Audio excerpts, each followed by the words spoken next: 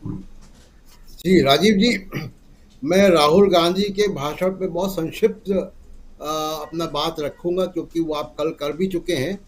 Plus वो बड़ा भाषण बहुत एकेडमिक है और वो राजनीतिक भाषण नहीं है, तो उस पे उसके मायने क्या हैं वो मैं बात रखूंगा। और आजकल की कुछ दिनों की घटनाओं पे बात रखूंगा, लेकिन उसके पहले एक बात मैं कहना चाहता हूँ देश के माहौल पे। बहुत शर्म की बात है, बहुत शर्म की बात है राजीव जी, कि इस देश में तमाम सारे अंग्रेजी अखबार छपते हैं, हिंदी अखबार छपते हैं, मैगजीनें छपती हैं, थिंक टैंक हैं, प्रोफेसर हैं, वाइस चांसलर हैं, तमाम बुद्धिजीवी इस देश में हैं। गांधी ने जो बात रखी है उस तरीके की बातें दिल्ली के इंडिया इंटरनेशनल सेंटर में या कॉन्स्टिट्यूशन क्लब में या प्रेस क्लब में या तमाम ऐसी संस्थाओं में, यूनिवर्सिटीज में ये बातें होती हैं। और ऐसा नहीं है कि ये जो संपादक हैं, ये जो बुद्धिजीवी हैं, इनको राहुल गांधी की भाषण समझ में नहीं आया। बिल्कुल समझ में आया, क्योंकि बहुत बौद्धिक भाषण था वो, विशुद्ध रूप से इंटेलेक्चुअल एक्सरसाइज थी वो। अफसोस की बात है कि बुद्धिजीवी इस पे शांत बैठे हुए हैं और ये ट्रोल आर्मी और गाली गलौज देने वाले लोग हावी हैं पब्लिक स्पेसेस में। ये बुद्धिजीवियों की जिम्मेदारी होती है राजीव जी, कि अगर देश में कोई गलत विमर्श पैदा हो रहा है तो आप उसको ठीक करेंगे, आप सच्चाई के साथ खड़े होंगे। मैंने 32 साल का मेरा पत्रकारिता का करियर है राजीव जी। मैंने इतने रीढ़ विहीन और इतने ढुलमुल और इतने कायर बुद्धिजीवी देखे नहीं जितने आज दिख रहे हैं। तो मेरी ज़्यादा जो परेशानी है वो ट्रोल आर्मी, गाली गलौज, जो व्हाट्सएप पढ़ते हैं, जिनको समझ में नहीं आता, अंग्रेजी का भी ज्ञान सीमित है, उनको राहुल गांधी की बातें समझ में नहीं आएंगी, हरगिज समझ में नहीं आएंगी। लेकिन इन लोगों को समझ में आ रही, जो बुद्धिजीवी हैं। तो ये शांत क्यों है? सबसे बड़ा सवाल ये है, जिस चाय बहुत जहरीला एक कार्यक्रम चलाया, यहाँ नितांत झूठ और बिल्कुल एकदम बेसिर पैर की बातें, गाली गलौज तक की भाषा को उन्होंने प्लेटफॉर्म दिया।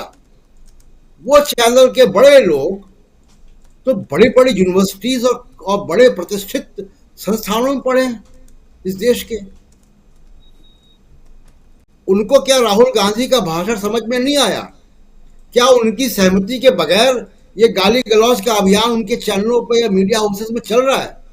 मैं नहीं मान सकता।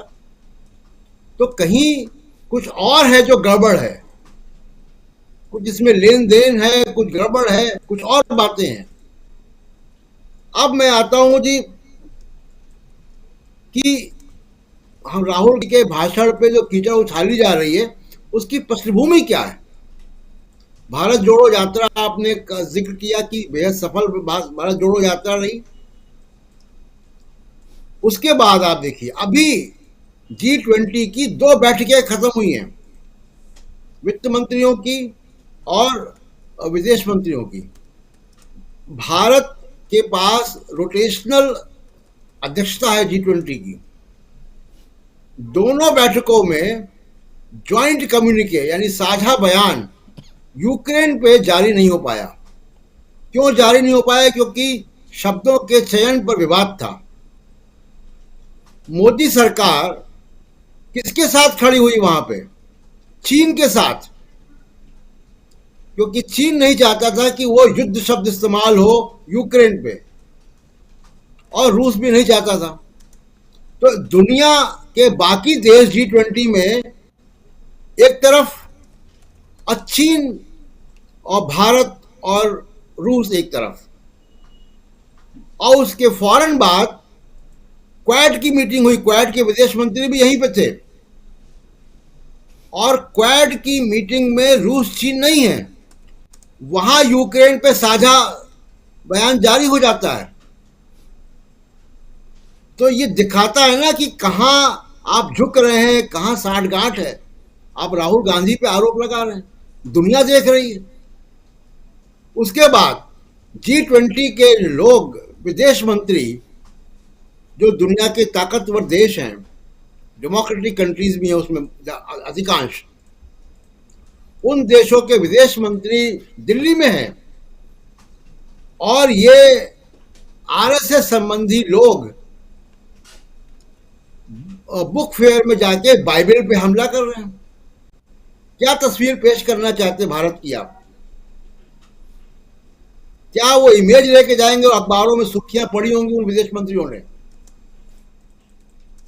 तो अब उसके बाद आप देखिए, बीबीसी की एक डॉक्यूमेंट्री आती है जिस पर इनकम टैक्स का सर्वे छापा जो भी कहें वो हो जाता है, दुनिया भर उसके आलोचना करती है। ब्रिटिश की संसद, ब्रिटिश की पार्लियामेंट में वो मामला उठता है। अडानी के ऊपर जो हो रहा है वो आजाद भारत का सबसे बड़ा घोटाला है, तो उसकी जांच हो जाए। इन सब के असर आप राहुल गांधी पे हमला करके आप ठीक करना चाहते हैं। दुनिया देख रही है कि आप क्या कर रहे हैं भाई, और उसके ये कर रहे हैं। उसके बाद जैसा, और एक और बहुत शर्मनाक बात आज ही हो रही है सोशल मीडिया पे, भारत के मुख्य न्यायाधीश DY चंद्रचूड़, उनको ऊपर भी सोशल मीडिया पे नरेंद्र मोदी के समर्थक गाली गलौज का कैंपेन चला रहे हैं। कई सारे ब्लू टिक जो हैंडल्स हैं वहां से चल रहा है, उनको भला बुरा कहा जा रहा है। क्यों कहा जा रहा है? क्योंकि उन्होंने नफरत के खिलाफ बात कही है। यानी जो भी व्यक्ति देश में नफरत के खिलाफ बात करेगा, जो भी व्यक्ति इस देश में संविधान की बात करेगा, जो भी व्यक्ति इस देश में भाईचारे की बात करेगा, उसके खिलाफ ये 2-4 टीवी चैनल, ये व्हाट्सएप पे पढ़ने वाले, व्हाट्सएप यूनिवर्सिटी के लोग, ये ट्रोल आर्मी, ये लफंगे, शर्म आ रही मुझे ऐसा शब्द इस्तेमाल करने में, लेकिन कोई और शब्द नहीं है इनके लिए। वो लोग गाली गलौज का अभियान चला देंगे पूरे देश में, तो कहां जाएगा लोकतंत्र? और राहुल गांधी ने, राजीव जी, क्या ऐसी बात कही वहां पे इंग्लैंड में जाकर जो भारत के संविधान के विरुद्ध में भारत के संविधान के दायरे में बात की उन्होंने? अगर उन्होंने कहा कि India is A union of state, Bharat राज्यों का संघ है, तो जो व्हाट्सएप पे नहीं पढ़ते हैं उनको मैं बता दूं कि भारत के संविधान का पहला अनुच्छेद, जहां से भारत का संविधान शुरू होता है, वो ये कहता है कि India that is Bharat shall be the union of state. Bharat राज्यों का एक संघ है, भारत का संविधान यहां से शुरू होता है। और राहुल गांधी ने जो बात कही, मैं बस थोड़ी सी बात कह के अपनी बात खत्म करूंगा, बाकी साथियों को सुनूंगा, कि जो दुनिया का लोकतंत्र का, दुनिया का सिस्टम है, पॉलिटिकल सिस्टम और इकोनॉमिक सिस्टम, ये समझने की बात है। वो तमाम तरीके के पॉलिटिकल फिलॉसफीज, पॉलिटिकल सिस्टम तैयार करता है। और राहुल गांधी वहां पे, क्योंकि मैं भी पॉलिटिकल साइंस का छात्र हूं, पॉलिटिकल साइंस को करीब से देखता हूं, तमाम स्कॉलर्स को पढ़ता हूं, दुनिया भर के स्कॉलर्स की बातें सुनता हूं, ऐसी तमाम सारी वेबिनार और सेमिनार में जाता हूं, पेपर्स पढ़ता हूं। मैं दावे के साथ कह सकता हूं कि राहुल गांधी ने भविष्य के लोकतंत्र की जो तस्वीर रखी है, वो एकेडमिक सर्किल में बात नहीं हो रही थी उस पर। ये भविष्य का राजनीतिक मॉडल वो रख रहे थे। अभी तक लोकतंत्र को क्या कहा जाता था? लोकतंत्र को कहा जाता था कि व्हाइट मेन्स बर्डन, एक लग्जरी है जिसको सब्सिडाइज किया जाता है। बिल्कुल, कोई ड्राइंग रूम में रखने वाला गमला है ये। राहुल गांधी ने कहा कि फ्यूचर का बिजनेस बगैर लोकतंत्र के नहीं हो सकता। लोकतंत्र को उन्होंने बिजनेस और इकोनॉमिक डेवलपमेंट के साथ जोड़ा है। ये दुनिया के लोकतंत्र के लिए एक मील का पत्थर है, गर्व होना चाहिए भारत के लोगों को इस पे। और उस परिप्रेक्ष्य में उन्होंने चीन की और अमेरिका के सिस्टम की बात की। चीन की तारीफ नहीं की उन्होंने, एक ग्लोबल सिस्टम की बात कर रहे हैं कि ग्लोबल सिस्टम में प्रोडक्शन, इकोनॉमी, सरकारें चलती कैसे हैं। एक चीन का सिस्टम है, एक अमेरिका का सिस्टम है। उस दोनों सिस्टम की वो बात कर रहे हैं जिसमें चीन का रेफरेंस आया है। जी। वो चीन के साथ उस तरह से नहीं खड़े हुए जैसे कि G20 में खड़े हो गए आप जाके युद्ध शब्द इस्तेमाल करने पर, यूक्रेन के मामले पर। तो कुल मिला के देश के लिए बहुत ही शर्मनाक स्थिति है अगर ऐसा हो रहा है।